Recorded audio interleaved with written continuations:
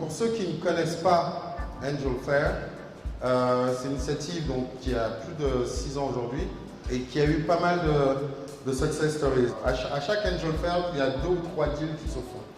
Donc, par exemple, on a Tutu Aguirre qui a investi l'an dernier plus de 100 000 $ dans une compagnie. Singularity Investment qui a mis 200 000 $ aussi dans une autre compagnie. Donc, on espère que l'édition Côte d'Ivoire honorera ses promesses quand même, parce que la Côte d'Ivoire c'est 35% de l'économie de la zone UMOA, avec des grands groupes et des investisseurs comme Orange entre autres, et comme Aban, qui ont déjà fait pas mal de choses intéressantes sur la sous-région. Et bien sûr la Fondation Numérique, qui à mon avis a déniché l'une des entreprises les plus prometteuses sur les 10 prochaines années en Afrique. Donc attendez de voir, watch this space comme on dit. En Côte d'Ivoire, il y a encore 4-5 ans, nous n'avions pas l'environnement nécessaire au développement d'entreprises numériques qui innovent, qui créent. Il a fallu créer cet environnement. Aujourd'hui, je dois dire que nous avons un environnement qui prête attention. Nous avons un environnement qui commence à devenir mature et qui est à même d'accompagner des initiatives.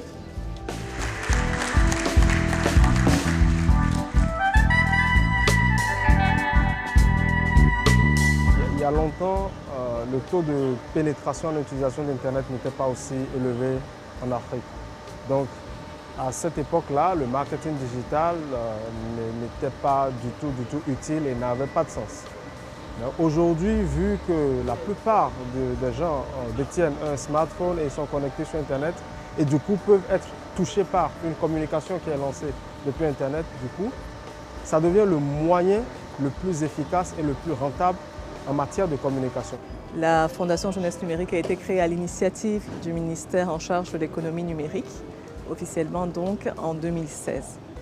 La Fondation Jeunesse Numérique a vraiment pour objectif d'abord de sensibiliser à l'usage des TIC, de détecter des porteurs de projets intéressants, donc des talents potentiels, et puis de les accompagner en termes d'incubation, donc formation, coaching, mais également en termes d'accélération, c'est-à-dire tout ce qui est mise en relation stratégique, aide à la recherche de financement, comme c'est le cas dans le cadre de Angel Fair Africa aujourd'hui, et puis également le mentoring, que parfois on sous-estime, qui est aussi important que le financement.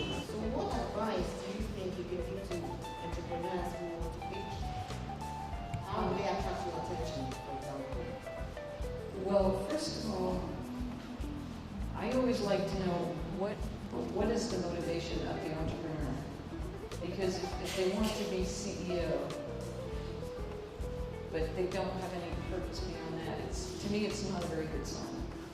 Because they'll focus on being CEO and they might not work very well with people. If it's a healthcare investment, I do lots of healthcare. I want to know that they understand the healthcare market. Not enough to say, I graduated from college, the healthcare system is broken, I'm going to fix it. If they're in logistics, they should know how to drive a truck. They should understand supply chain. But in the end, the entrepreneur should understand what the problem is they want to solve. And they should be more focused on that than I have the answer. Because most companies, after 3 or 4 years, they discover their answer wasn't really correct, but they've come up with a better answer. So if you focus on the goal, you can be flexible. If you focus on, I have the best idea, if the idea is not perfect, they don't know how to change it. C'est mon projet, donc je pense qu'il n'y a pas de raison que j'arrive pas à expliquer. Partager peut-être le déclic, ce qui m'a emmené à penser développer le projet, et puis emmener les gens à comprendre et à pourquoi pas investir dans ce projet qui, pour moi, est vraiment qui a un impact social énorme. Alors les investisseurs, c'est sûr, ils ne sont pas venus distribuer de l'argent, ils ne sont pas là pour nos beaux yeux. Est-ce que ce qu'on propose est fiable, est crédible? Est-ce que ça produit de l'argent? Est-ce que ça fait du bien à la société? Je crois que si ce que fait mon entreprise répond à ces questions, je vais les intéresser.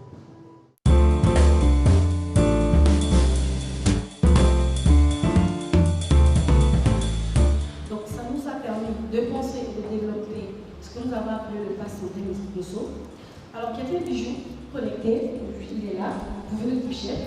Alors qui est un bijou connecté associé à notre plateforme en ligne et qui permet à son propriétaire d'emporter ses données personnelles et médicales et de les mettre à la disposition du personnel médical. Je tremblais. J'avais les pieds qui ne tenaient pas du tout. Alors j'avais prévu leur remettre les bijoux, qu'ils les touchent. Mais je ne pouvais même pas avancer d'un pas, je dû les déposer. Qu'ils puissent eux-mêmes venir les chercher. Donc j'étais stressée, alors ça je t'avoue. Et là encore, après le pitch, je pense que je tremblais encore. Je suis allée dehors pour prendre un peu d'air. Mais je pense que je vais m'entraîner à cela. Finalement, ça c'est bien. C'est bien de pouvoir expliquer à des personnes extérieures, pas forcément des personnes du corps médical à qui j'ai l'habitude d'expliquer habituellement, ou pas encore à des patients à qui j'explique, mais des personnes extérieures qui ont une autre vision, qui ont un autre objectif en m'écoutant. Donc ça, c'est bien.